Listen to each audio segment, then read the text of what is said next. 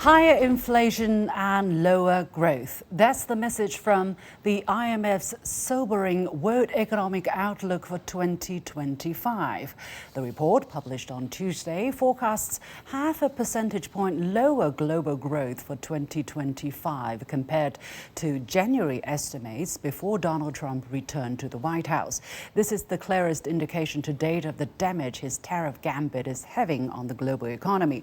In response to reports of the U.S. using tariff relief to coerce countries into distancing themselves from China, the Ministry of Commerce has warned that China will take resolute countermeasures against countries that choose to do so.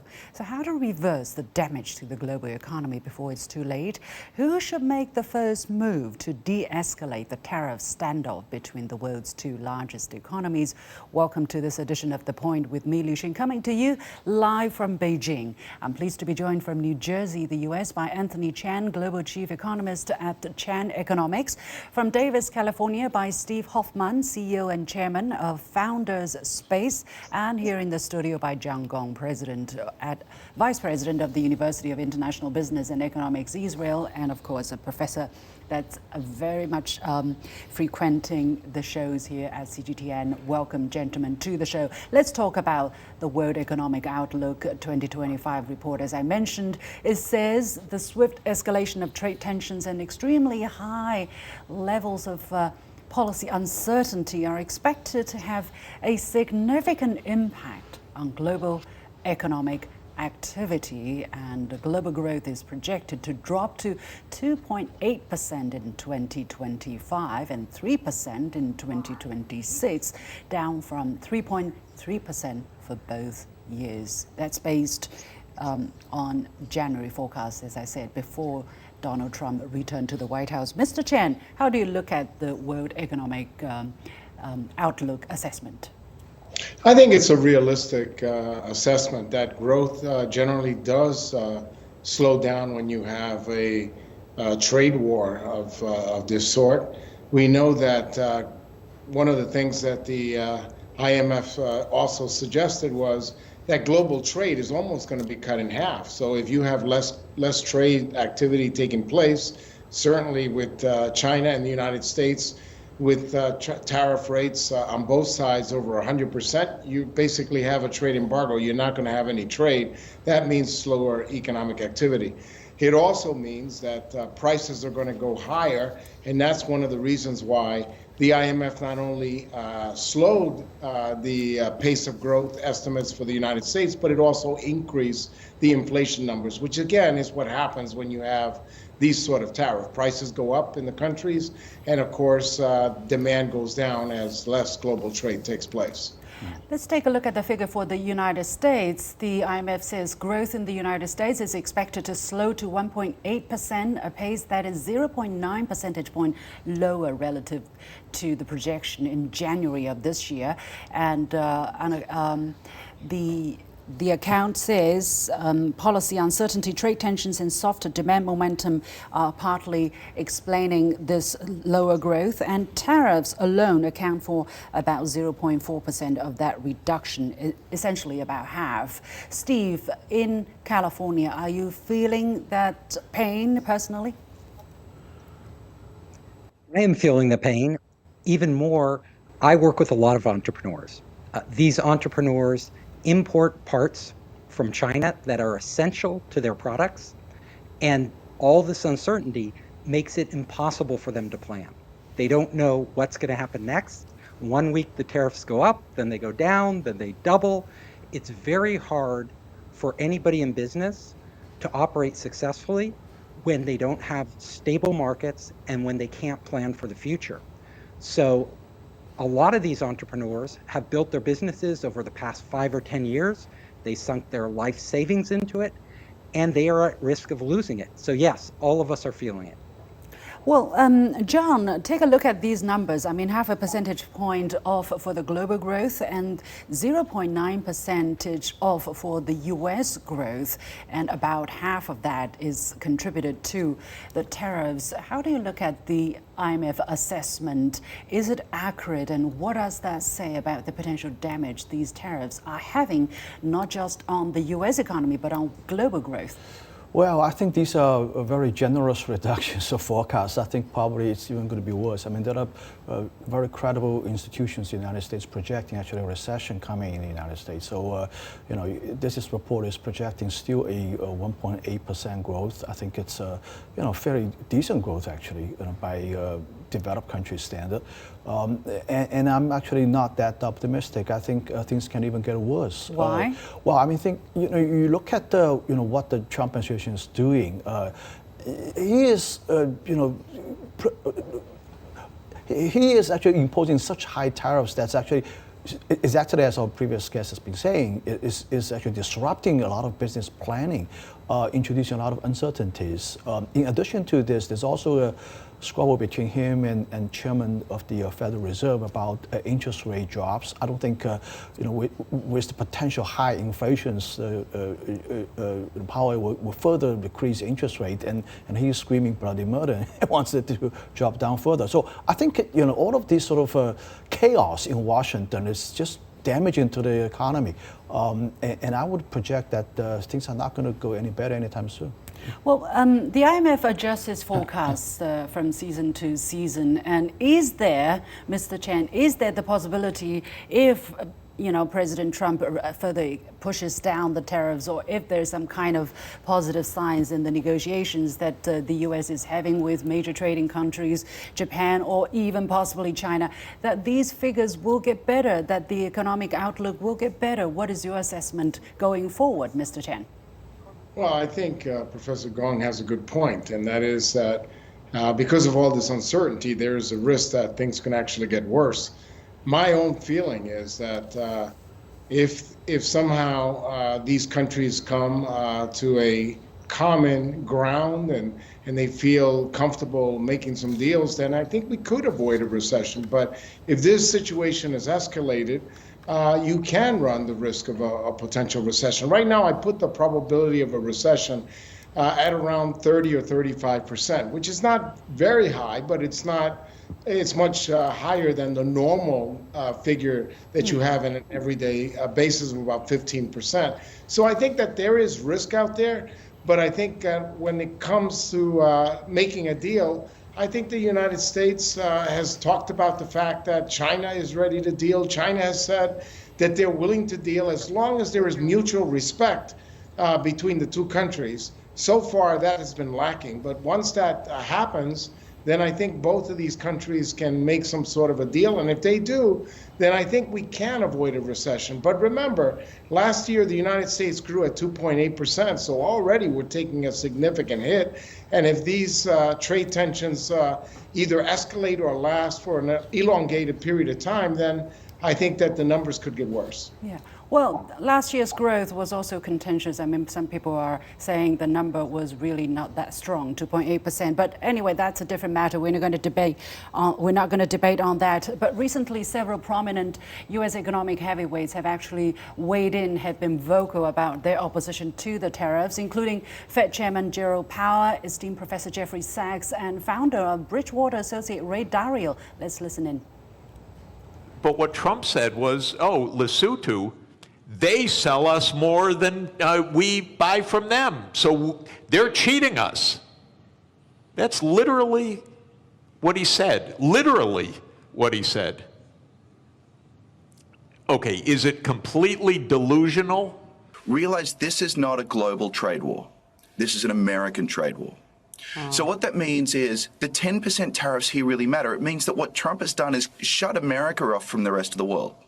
The level of tariff increases announced so far is significantly larger than anticipated, and the same is likely to be true of the economic effects, which will include higher inflation and slower growth. The current tariffs, the 10% tariffs, probably take about 0.5 to 1% off GDP in the US. If they were to increase tariffs even more, then obviously that the greater impact, and that would increase the risks of a recession, and that's what people are starting to price in. I think that right now we are at a decision-making point and very close to a recession. And I'm worried about something worse than a recession if this isn't handled well. The tariff on the Chinese electric vehicles is 100%. This is a terrible act for most American producers. They're all buying BYD cars at 30 grand. You have to pay 40 or 50 to General Motors. You know what that means? They're going to defeat you economically. You're going to be loser. Yeah, well, I'm going to go to Steve here. Steve, what's your reaction? Of course, these are the voices that are against the tariffs. I'm sure there is a whole host of people who are saying the tariffs are good, just hanging there, it's going to be good in the longer term. But what do you think of the points that they're making? Do you think that pretty much express the kind of views and concerns of the entrepreneurs from the region that you have talked to, and the consumers as well? I do. In general, people who deeply analyze this have come to similar conclusions. Most of the business community thinks the way the tariffs are being handled is not constructive. Really, if you want to implement tariffs, you don't do blanket tariffs. You do surgical tariffs that are targeted at specific instances of problems you have. For example, if somebody's dumping a product on your market, you can put high tariffs on that particular industry. What we're seeing are these blanket tariffs, which JPMorgan predicts we will have a 60% chance of a recession. Moody's predicts 40%. The numbers are all over the place, but clearly this is not good for the American economy. And when you look at the people I work with, small to medium-sized businesses, they are the ones to suffer the most. A big company can absorb the costs. A big company has time to adjust. But small to medium-sized businesses, if they take a hit, it can wipe them out. And then you're also looking at consumers. This tariff is essentially a tax on American consumers.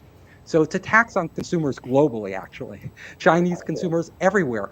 Everybody who imports products is going to be paying this tax. And this tax isn't good for anybody. So in the long run, I don't see a big benefit to these tariffs. And to top it all off, the rationale for these tariffs was that we would create jobs in America. We would bring manufacturing jobs back to America. And that simply isn't going to happen. It's not going to happen because Americans won't work for wages that compete with Southeast Asia. Those wages are 1/10 of American wages, and those jobs just aren't coming back. One more question for Steve, because you're very much in the cutting edge technology arena. You are, working with founders of AI applications and researchers into the latest high tech development.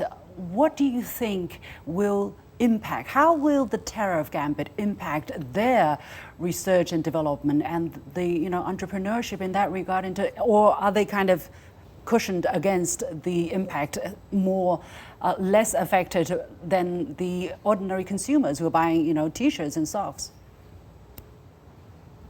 Nobody's immune to these tariffs. Look at NVIDIA.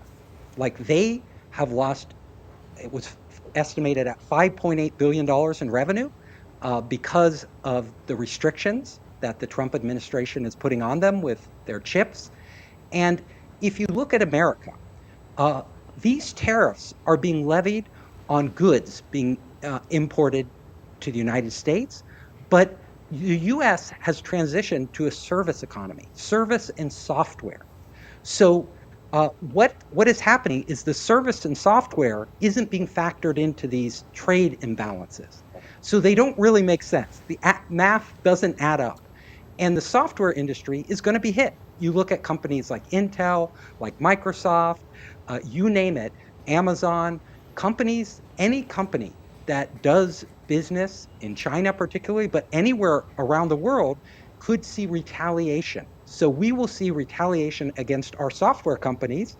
Already Europe is regulating our biggest software companies, and that could become much harsher if this trade war continues. John, what's your take on the issue that Steve just highlighted? Is that the kind of risk that China is warning against, software companies that are coming from the United States? Well, I think Chinese government strategy hasn't been being applied to exerting pressure on American companies. So at least for these American companies operating in China, they are now retaliatory targets. As a matter of fact, the exact contrary has been happening. That Chinese government has been organizing meetings. I attended one myself actually, listening to the executives of American companies operating in China to listen to what the problems they have and try to help them actually. But nevertheless, I think the government in China is not going to stand by not retaliating against these tariffs. As a matter of fact, the Ministry of Commerce has already announced basically equivalent tariffs being imposed. I think you look at the many countries' responses here. China is very unique in the sense that we don't sort of succumb to Washington's demand or rush to Washington to engage in negotiation. Essentially, I think the difference lies in how do we deal with Washington in the end game, that is the negotiation. China cannot afford doing things like other countries have done so far. We're not going to go there and do something as President Trump describes as kissing my ass. That's essentially what he's. Sorry for that language. Yeah, I'm sorry. I'm sorry for the derogatory language. I'm actually quoting exactly what he said. I think we need to negotiate from a position of strength. At the end of the day, it's all about negotiation. You go to Washington to negotiate. It's the same result. America is not going to make concessions to you if you show some kind of appreciation, rush over there and praise President Trump. It's not going to help. So I think what Chinese government has been doing is exactly right. That you need to have respect. We need to have a negotiation that's on equal footing. You need to negotiate from a position of strength. I mean, America needs China as much as China needs America. That's the bottom line here. So it really doesn't matter who's going to call first. I think it's a technical detail. I think sooner or later, both parties will have to be engaged in a meaningful conversation. And I think it's very much against common sense, because the current administration in the White House love to talk about the word common sense. And I would say from the Chinese explanation of common sense, you don't expect the Chinese to come pleading for pardon or please forgive me, give me something. Now that you have humiliated in public, now that you have humiliated me in public, it just doesn't work like that. If the Americans are proud people, the Chinese are equally. Anthony, do you think this is a fair point that the Trump administration is doing the wrong calculation, or they're putting up a show, telling his voters that look, China will come calling, China will come begging for something, and this is not going to happen? No, it is not going to happen. I think it's been very clear that China has made a strong point that they will negotiate, but it has to be from a point of mutual respect. And as to the point that Steve made about jobs, he's exactly correct. I did a study, an article on Substack.com, where I looked at the question of jobs. And what we've seen since China entered the World Trade Organization back in 2001, we've seen that manufacturing jobs have been reduced in the United States by 3.9 million. That's a point, of course, that is made aggressively by the Washington administration. But what is not mentioned is that since China entered the World Trade Organization, the United States has also created 27.4 million jobs in other sectors. So yes. And you don't hear that talked about on Fox. But other jobs have increased. And that's what happens when an economy progresses, whether it's China, whether it's the United States, or anywhere around the world. The manufacturing sector gets smaller and smaller, and other sectors get bigger. So it is not a question of being cheated because manufacturing sector is contracting. You really need to look at the big picture. Absolutely. Let's talk a little bit also this incredible news coming from the United States that the Trump administration plans to use tariff negotiations to pressure countries to distance themselves economically from China. This is from the Wall Street Report, that the U.S., according to people who have knowledge to the issue, that the U.S. plans to use tariff negotiations to isolate China, and the U.S. Treasury Secretary Scott Bessent wants countries to limit China's involvement in their economy in exchange for concessions on so-called reciprocal tariffs. Steve, what is your take? For me, that, for any Chinese, I get, that is ridiculous. You don't do that. Steve? It's destructive to our overall policy. So the U.S., for the past 100 years, has been promoting free trade. Free trade made the U.S. the most powerful economy in the world, and it has benefited Americans across the board. What we are seeing now is that we are putting countries like Vietnam, Indonesia, Laos, you name it, in between a rock and a hard place. They have to choose between the United States and China. Now, ironically, China is the largest trading partner of most of these countries. So if you look at countries around the world, China is the largest trading partner of 100 countries. The U.S., of 60 countries, the U.S. is the largest trading partner of only 33 countries. So these countries, naturally, over the long run, will probably have to choose China. So I don't see this strategy as benefiting the United States or the world economy.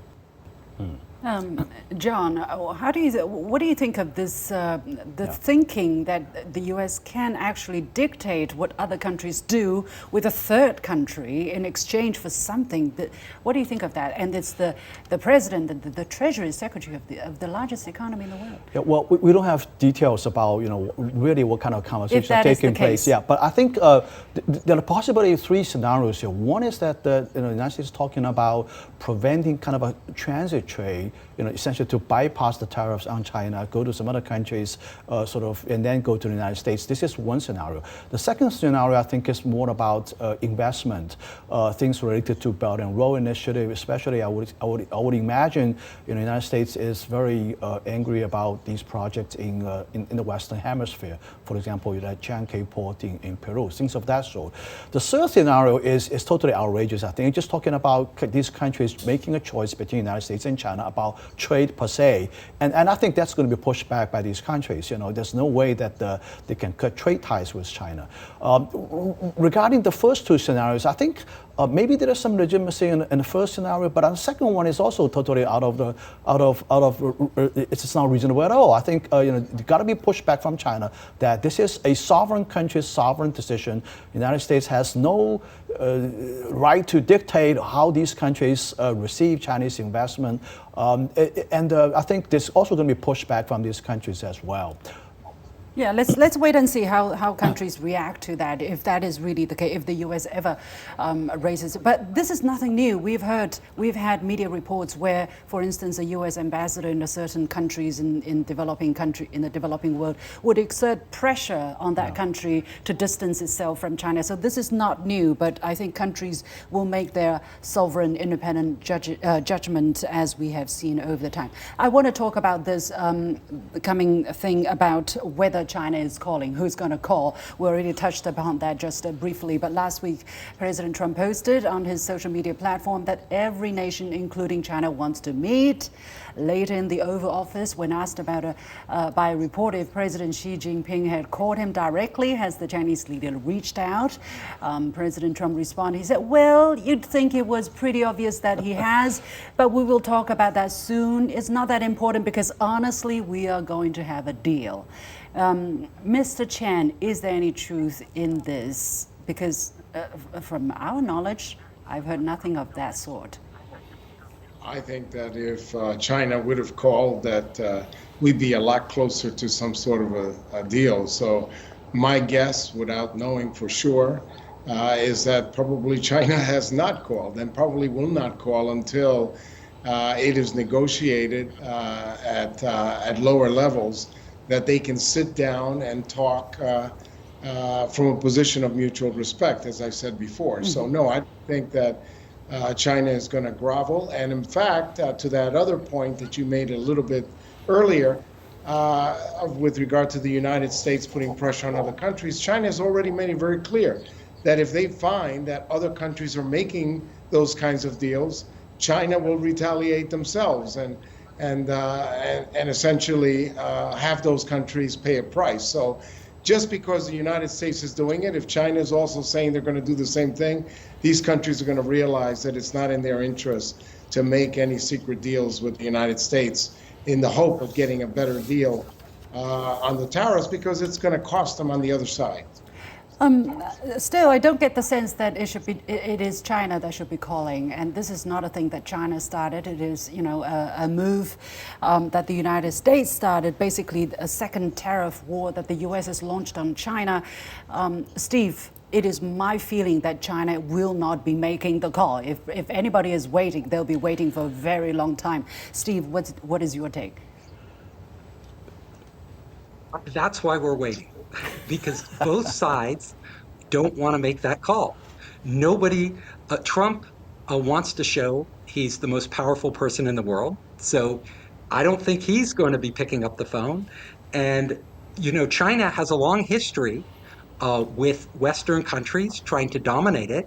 So I don't think China will be making that call either anytime soon. The best we can hope for is back-channel negotiations. John, what is your take? Because U.S. Treasury, Scott Bessent, Treasury Secretary, has said in a Tuesday speech that the ongoing tariff showdown against China is unsustainable, and he expects a de-escalation in the trade war between the world's two largest economies. But in a private speech in Washington at JPMorgan Chase, he also said that talks between the United States and China had yet to formally start. What can we expect to come soon? Who is going to call whom? How will this be resolved? I mean, eventually, not just for the two countries, but for the world economy, there's got to be a way out of this standoff. I remember China's Ministry of Commerce spokesperson already said, he used the old Chinese saying, those who tie the knot should untie it. This whole thing is started by Washington, and they imposed tariff on China first. So if they want to de-escalate, the person who escalated in the first place should de-escalate first. So I think, but anyway, I think these are all sort of technical details. The two biggest economies, the two big powers, don't have to be, getting to this kind of an impasse. Kind of a child's game, right? Well, it's like a playground, kindergarten playground play. I would suggest set up a meeting on Zoom and both sides log on at the same time. As long as it's not on Signal. Let me say it's not on Signal. It's okay. Arrange a Zoom meeting and they log on at the same time. Maybe that's a solution that both sides can. Well, accept. It sounds funny, and we're giggling here. But as I said, half a percentage point of the U.S. economy affected by tariff, as estimated by the IMF. The global economy wiped off by about 5%, half a percentage point. If you use the calculation of 2020 figures, that is half a percentage point of $85 trillion. That's 420 billion US dollars.